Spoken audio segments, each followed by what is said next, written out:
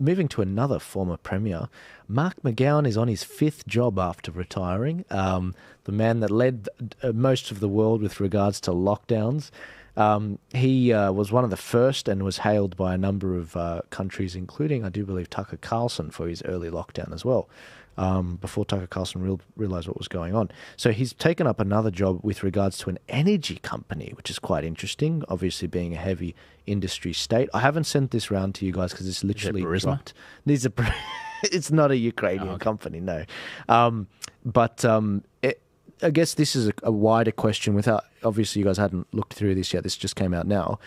Is there a problem with regards to people moving from the public sector to the private sector and then leveraging their connections to get things done? And, you know, I mean, Jeff, I guess this is probably for you as well. Look, I think I never got any cushy jobs like that, let me tell you.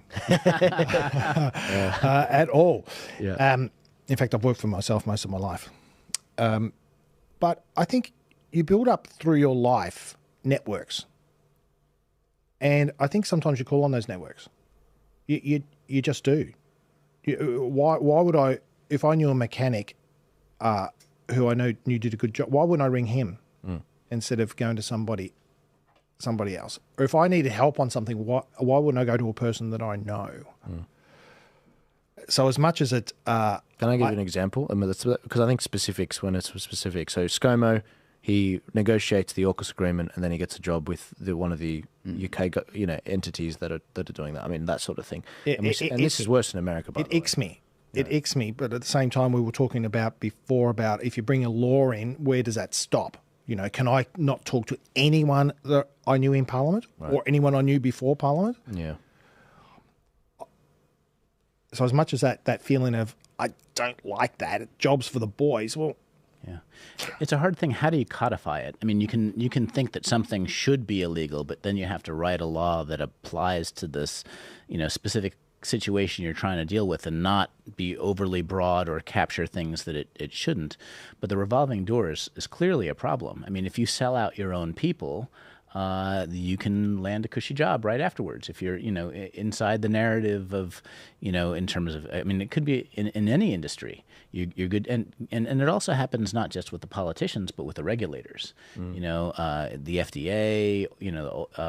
It's called regulatory capture. Is the term for it. The revolving door. It's much cheaper for any large company to pay off a regulator than it is to make your product 10% better. You know what I mean? So if your regulator or your politician is for sale, that is the cheapest ROI. That is the cheapest return on investment you can get, as long as there isn't something that stands in the way.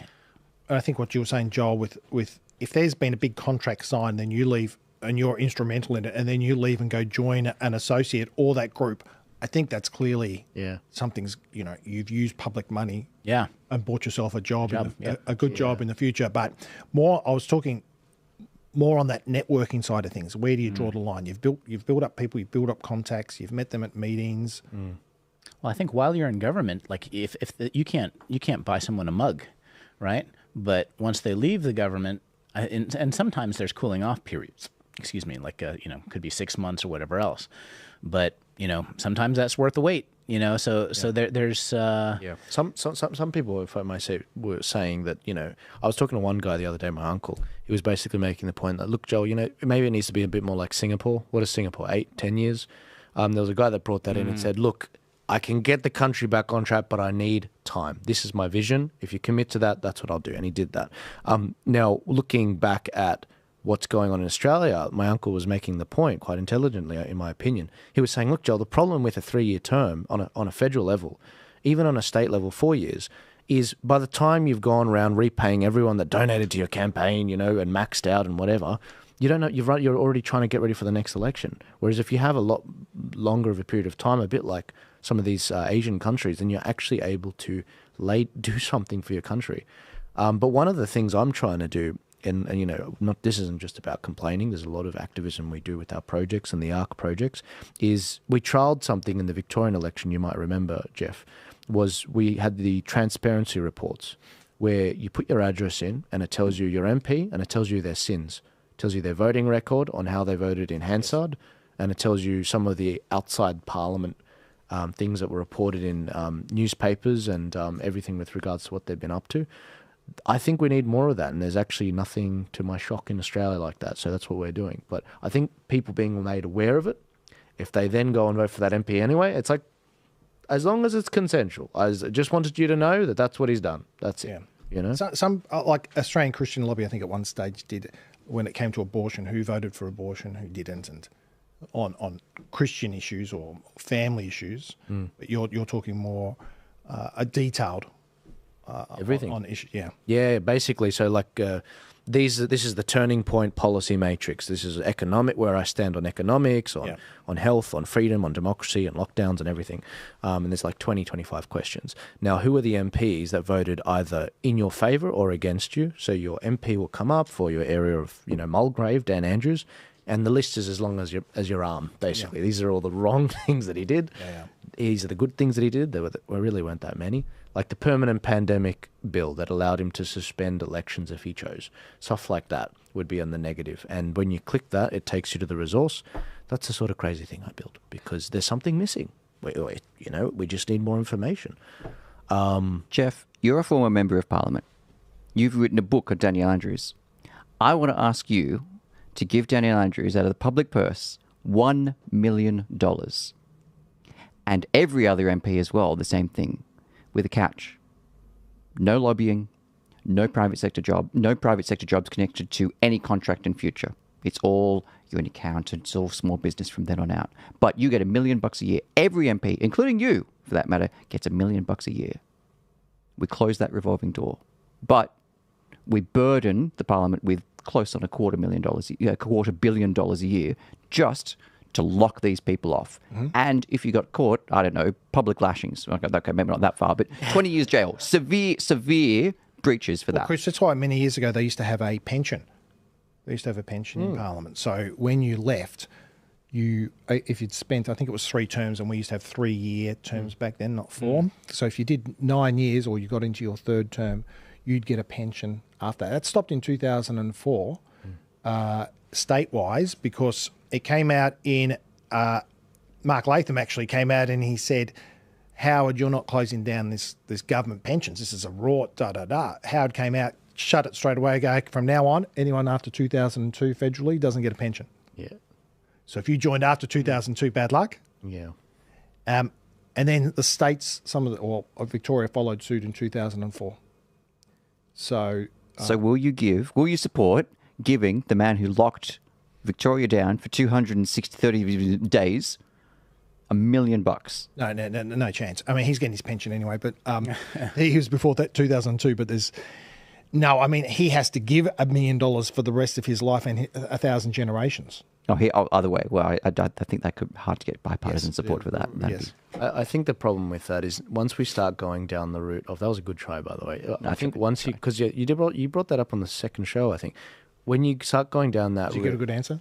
No, well, it was okay. It was okay. He got sympathy from me. He did get sympathy from me, because I've heard that from some people. But the problem is, and it's trying to stop lobbying, and I get it. But the problem is, the words of the founding fathers in America come to mind. You can't govern an immoral people. Now, if we start cutting deals with terrorists per se, or the devil, then I think that we're starting to be like compromising our values. And it's like, I personally, in the early days of Australia, especially New South Wales, it was only landowners that could be of the house of the upper house of New South Wales, because they were the only ones that could actually, they had enough money to do it as a service. They weren't getting money out of it. It was as a service to the country. And I do believe there were 12-year terms for the upper house of New South Wales, not 8-year, which is what we have now. I'll keep going beyond that. Rhodesia was not segregationist. You could be a member of Parliament, vote, black, white, coloured, whatever it was. It was not racist in its way. You just needed to own land. So it wasn't discriminatory in that way. Despite the view of it as a racist country, it wasn't. South Africa went down a much more racist, we're going to put a pencil through your hair and see if it can fall out and what have you. So there is something to it. There is something to there is something to it in the colourblind, you have a stake in the future. JD Vance's view is, do you have kids? Yeah. Do you have kids? You've got skin in the game now. Right. There's got to be something that filters out the suicidal element of societies, which will always be there. We try and look at the left, the Victorian socialists, and that, and like, oh, they're suicidal. That will always exist. But how do you not end up setting up or kind of going down very violent paths? There was a interesting video which I was looking at. Don't bring it up just yet, Rami. But Rami sent me a fascinating video on Vietnam and what they were doing over there. I don't have it in front of me, but the essentially the video was saying that, look, you're not allowed to actually own land here if you're not married and a part of, we fought against communism, we fought against this, we fought against that. Like, we have built and spilt blood over this land, and you can't just come in here and take it. And I was like, that's Pauline Hanson in a Vietnamese, skin. I was like, and that's right. And why is it that they demonize Pauline Hanson and people like that say, my language and my basket's been murdered and this and that? And when I look at it, I'm like, okay, well, why is it there's a reality that the rest of the world operates on, the third world, the second world, but the first world doesn't? Long way to get into that.